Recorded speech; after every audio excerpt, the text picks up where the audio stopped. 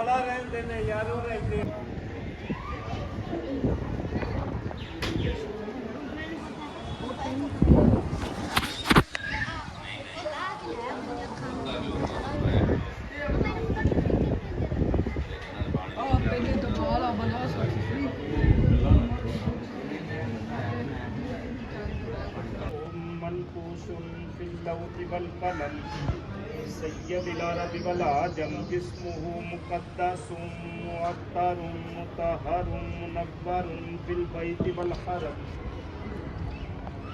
شمس الضحى بدر الدجى صدر العلا نور الهدى كهف الورى مصباح الظلم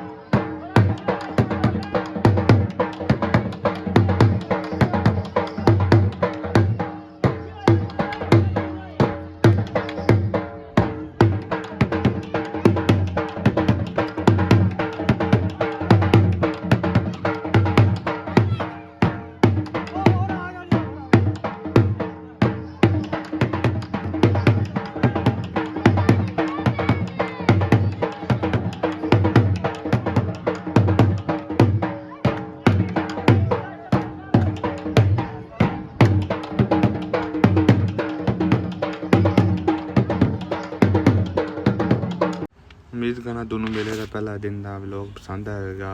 इस तरह की मज़ीद वीडियो देखने लिए मेरे चैनल लाइक शेयर सब्सक्राइब लाजमी कर दिया जे। इस दिन मैंने जो इजाज़त आपका बहुत सारा ख्याल रखा है, दुआ में याद रखा जे। अल्लाह हाफिज़।